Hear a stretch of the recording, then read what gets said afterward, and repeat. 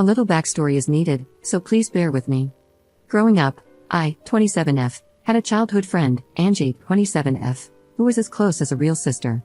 We spent entire weekends at each other's places, celebrated family events, etc., from age 6 until 18. I even lived at her place in 2nd grade while my parents went through a nasty divorce. I learned to speak some Russian, as she is Russian, and she learned to speak some Spanish. Needless to say, her older brother and little sister were like family to me. During our teenage years, she had 2 male best friends, one of whom she started dating, and another one, Nico, now 29M, who was also Russian, whom I started dating at 17. Growing up, I had issues with a heart condition. I won't bore you with the details, but I had to take a lot of meds. I started getting healthier from age 16. I didn't have to take them daily, only when my heart rate became irregular, at which point I had to take them immediately, as it would become extremely painful, my heart would cramp, and I would start to hyperventilate. All my friends knew this, Nico included, and knew that I would black out if my meds were taken with alcohol. I didn't smoke or drink much growing up as a result, since I was worried about my health and only drank at home or in a safe setting. The legal drinking age is 16 here, and I only drank wine or beer, if at all. I had my first time with Nico at 17, and when my parents stayed at a retreat 2 weeks later, he came over for a date night. I did drink 1 glass of wine, but later started having health issues, which resulted in me taking my meds and becoming unconscious. I was a bit sore the next morning but didn't think much of it. 2 weeks later, I informed Nico that I was late on my period, and he started to panic, confessing that he had intimacy with me while I was unconscious. We had done it before, so he didn't think much about it. Apparently, he didn't have a condom, but since I was on the pill, he figured it was alright, and he also didn't finish inside but in a tissue. I felt violated and disgusted with myself. I didn't know how to describe this and only told Angie about it. I was an utter mess for a few years and wasn't able to have intimacy again until 2 years later. I didn't remember any of it, but I was too ashamed to go to my mom or anyone else. I didn't think of it as great back then. I was too young to really understand what and how I was violated, and Angie told me it's alright, saying I should break up if I feel bad about it, but we were in a relationship and did have intimacy before. I broke up with him the following day, and apparently he cried about his broken heart to her. As Nico and Angie were close and spent a lot of time together, they started dating a few months later, and I had to see him every time I visited her. I told her I wasn't able to see him, but she didn't understand where I was coming from. The contact stopped, and we haven't texted or seen each other in years. I still followed her and her family and saw that her brother is expecting his first child. As I was extremely close with her family, I commented on the Instagram post, expressing my gratitude when he reached out to me. I missed his wedding, but he asked if I would be interested in joining the baby shower since it's been years and we were extremely close before. He told me I was like a third little sister. I just asked if Nico would be attending as well, since Angie and he had been dating for 9 years now, and he said yes. I didn't elaborate much, but I just expressed that I'd send a small present if he could give me his current address, but I wouldn't be attending. He kept pestering me about what exactly happened all those years ago and why I'm no longer in their lives. Angie told her family I wasn't able to see her with an ex of mine, but her brother thought there was more to it. So, I told him the truth about what happened back then. While I didn't know it at 17, I now know that it was grape, and I named it as such. I didn't receive any message back from him, but a few days later, Angie reached out to me, curious. Nico had planned to propose during the baby shower, but Angie's brother is now against it, having learned why I stopped contact. She loves Nico and will stay with him, but by doing so, her brother said she is no longer a part of his life, as he doesn't want his little baby girl in the same family as a grapist. Since then, I've been receiving messages from old high school acquaintances, telling me I should have ignored it and not told anyone. They say that since I didn't speak up back then, I lost the right to do so now, and I'm a horrible person for ruining someone's life over something he did 10 years ago when he himself was a child as well. Am I wrong for speaking up? Update 10 days later. First of all, I am immensely thankful to all the people who took the time not only to read through my story but also to comment. I read every single comment and tried to respond to as many as possible. It gave me a little bit of hope for compassion toward victims of rape, and also the courage not to cave to the backlash I received. Reading all the messages defending my choice to speak up made me realize how insecure I was about what I'm allowed to do and how much I was trying to make things right for other people instead of for myself, especially Nico and Angie. All of you are right. If Nico had changed, he would have apologized, reached out, or tried to make amends in some way, either when word got to him from his brother-in-law or at some earlier point in his life. My former best friend Angie should have been able to feel some compassion if she had any respect for me as a human being or for the time we spent together. Her reaction showed me that I shouldn't hesitate in my actions. I started therapy when I was 21 and thought I had moved on from the grave as best as I could, but I realized how ashamed I still am almost 10 years later about an incident that wasn't my fault at all. I was ashamed to speak up back then and afraid that the people around me would look at me differently. Somehow, I still felt bad about speaking up today, so I'm trying to own what happened to me now and not apologize for other people's behavior, especially since they don't even show me respect. Now, onto what happened. I archived every nasty message I received on WhatsApp so I wouldn't have to read them, but I kept them as proof in case I needed them later. Angie's mom called me the day after the incident, crying.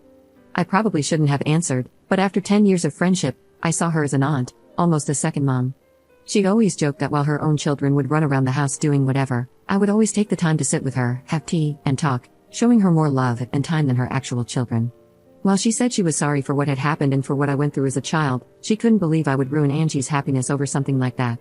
With Angie's brother refusing to have Nico as part of the family and Angie standing by Nico's side, it's divided their family, and she is heartbroken. She has grown to love Nico like family and has only known him as a considerate young man, someone she believes will make her daughter happy. It wasn't nasty names or angry words, just a heartbroken mother who pretended to acknowledge my pain but ultimately saw the fault in me. Angie's mom tried to get me to apologize or to take it back, but I refused because I don't see the fault in myself. With everything that's happened, I believe Nico hasn't changed and is just hiding it better. He can see how people are standing by him and supporting his behavior, so he feels no need to change. And that's something I didn't want to enable. Angie's mom never once used the word grape, and I tried to correct her every time she spoke about it. I kept trying to name it for her to understand better, but she would just start sobbing more. It didn't make sense for us to continue the conversation. Angie's mom used to stay in contact with mine for some time, and she reached out to her after our talk. I was worried my mom would find out, given her more conservative background. We had a long conversation, and though I haven't seen her in person yet, she apologized for not being there for me or for not making me feel like I could talk to her. I tried to reassure her as best I could, but when she asked if my current partner knows I was used like that, I got angry. She was afraid my partner would leave me if he found out, implying that what happened made me less valuable or appealing. When she asked me to keep it a secret from our family abroad and back home, I hung up. She acted exactly the way I was afraid she would, as if it's something shameful. This was especially difficult because I'm trying my best to move away from the feeling of shame. She has since apologized, but it's clear that her view of me has changed. I'm not sure yet how to deal with that, but it's something to worry about in the coming weeks. As some of you suggested, I wrote to Angie's brother, Sven, again and apologized for the mess. I also said I'm glad it's out in the open and that I'm proud of him for defending his family. I asked if his old email is still working, as I planned to send a gift card. He didn't respond, but I got a message from his wife 2 days ago. She thanked me for speaking up and informing them about Nico. Apparently, there had been a few moments that made her uncomfortable, like some jokes Nico made, and in retrospect, she now understands why. Sven informed her as soon as he got my initial message, and since then, they have both seen Angie but not Nico. She refuses to be in the same room or house as him, and the same goes for their unborn daughter. Sven and Angie's mom have visited their place multiple times, begging them to forgive Nico. Sven has caved a little. Angie and Nico will get married, and Sven will attend, but his wife will not. Nico is allowed in the family but will have no contact with Sven's wife or daughter. These restrictions do not apply to Angie. Sven has been suffering, trying to ease his mother's worries, and is unable to take a stand to cut them out completely. The compromise he made was without his wife's approval, and she told me she's doing her best to cut them out of their lives indefinitely. She also mentioned wanting to move closer to her family and feels this might be the perfect opportunity, though she's unsure if she can follow through. She told me how terribly sorry she is for all the issues that have come my way and admitted it has been a lot for them to handle on their side as well. Sven knows it's not my fault, but he doesn't want contact. It's difficult for him to talk to or see my name because, even though he knows I'm not to blame, he still sees me as the bearer of bad news and the beginning of all this drama. His wife has told me several times that neither of them believes I'm the bad guy, they're just exhausted by everything, and it's been extremely hard on them. That's all that has happened so far. I'm frustrated with how everything turned out. It feels like Nico will just continue with his life without being remorseful. I didn't want him to suffer, but some part of me hoped for at least an apology for all the suffering I went through afterward. Now, I'm dealing with my mother's changed and shameful view of me, and even though I'm glad the truth is out, it's incredibly hard to stand by my choices. My partner and my best friends have been my rock throughout this ordeal. My best friend, in particular, has been enraged on my behalf, and I'm extremely grateful to have both of them by my side. Right now, I'm just emotionally drained, but I'm sure things will get better in a few weeks. Second update 3 months later. My first post was 3 months ago, and this one will be my last update for now. It is not a good one, but I sincerely wish to leave it all behind me, which includes distancing myself from this Reddit account. These posts helped me let go of my anger, similar to a journal, and I am grateful for all the people who were enraged with me. I hope to open it again someday with a final happy update, but for now, every little pop-up is a reminder of the anxiety I am still dealing with, and I do not have the energy to deal with this topic outside of my therapy anymore. I work in a very specialized field. To get the proper qualifications, it takes on average 6 to 8 years, bachelor's, master's, and then the state bar to be allowed to practice. While it is not very competitive, not a lot of people choose this profession, and it is highly sought after. My current company paid for my master's and my extensive course as preparation for the bar exam, and I have been doing well there. My HR department called me 2 months ago. Apparently, they had been getting a lot of outside calls from Angie's mother and other relatives, claiming I am involved in a #MeToo scandal and am a liability for the company because I don't have issues ruining the lives of men. How they could imagine this would change anything, I do not understand. I work for a global company. They have known me for years, I have never had any issues prior, and quite frankly, they do not care. However, they became frustrated with the number of calls and apparently even reached out to the police, and the calls have stopped since. Nonetheless, they reached out to me to check on my mental well-being, offering to give me paid leave until it settles a little bit, and offering company-paid therapy. Therapy is covered by my country's health insurance, but it is tricky to get one without a waiting period. However, I already had my old therapist on retainer and started going right after the incident. They made it clear that they invested a good amount of money in me and do not wish to lose me. I was ashamed that this part of my private life slipped into my professional one.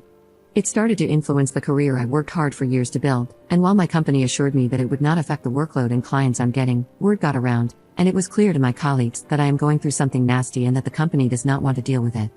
All this stress and anxiety led me to hyperfocus on my work. I took on whatever I could, paranoid that another call would come and, for whatever reason, the company would move me to a dead-end department where my career would basically be over.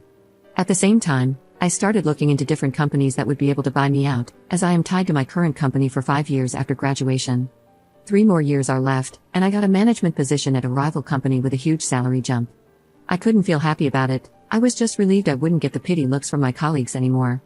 I went to the police with all the hateful messages and the HR protocol with the call history and got a restraining order against Angie's mom. Should she contact my new company again, I have a public LinkedIn, it is needed for my job, at least I have some sort of proof that her words hold no meaning. I was asked if I wanted to pursue the grape case but decided against it. It would open the whole ordeal again. I don't have proof, besides Nico and Angie not denying it, and quite honestly, I was afraid of what it would do to my career. I kept in contact with a good friend of mine who grew up in the same small town but moved away about 5 years ago. We share a Nintendo Switch online family account, so we tend to be in contact at least once a year for a short phone call when she sends me the money for the subscription. We usually turn it into a call with updates. Yesterday was one of those days, and the whole Nico thing came up. While she didn't hear it directly, her mom is still living in the small town and reached out to her, asking if I'm alright. She expressed her disapproval about how everything came to be. She was close with Angie back in the day and remembered how close we were and how often we spent time together, like sisters. She updated me that, 2 months ago, Sven's baby girl was born. While neither Nico nor Angie were seen in any of the pictures or stories with the baby, a month ago, Angie and Nico had an engagement party. Both Sven, the baby, and his wife participated and are in the family pictures. I remember how enraged Sven's wife was and how she told me she felt uncomfortable with Sven. Now it is all forgotten and forgiven. Nico's parents own a few houses and gifted Angie and Nico a house close to their home, and Sven and his wife apparently bought a house on the same street. It is as if nothing happened at all.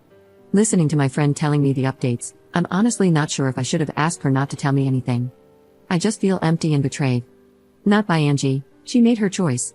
Not by Sven, he is her brother, and at the end of the day, when he asked me what happened and then didn't have the decency to answer me because he saw me as the one who ruined his family, it was clear that the truth didn't matter. Not by Sven's wife, who has a baby girl, an innocent daughter whom she should protect as a mother, even though she told me she would do her best to keep her daughter away from Nico, but just by life. I fought to put it all behind me, only to have this old wound ripped open again 3 months ago when Sven kept plastering me. I got hate messages, but knowing that maybe someone would be hesitant towards Nico when he showed strange behavior made me feel like maybe I did something right.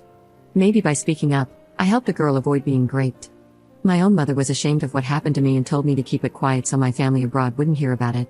Just for it all to be fine again for Nico. After everything that happened these last 3 months, I truly understand why victims of rape choose not to speak up.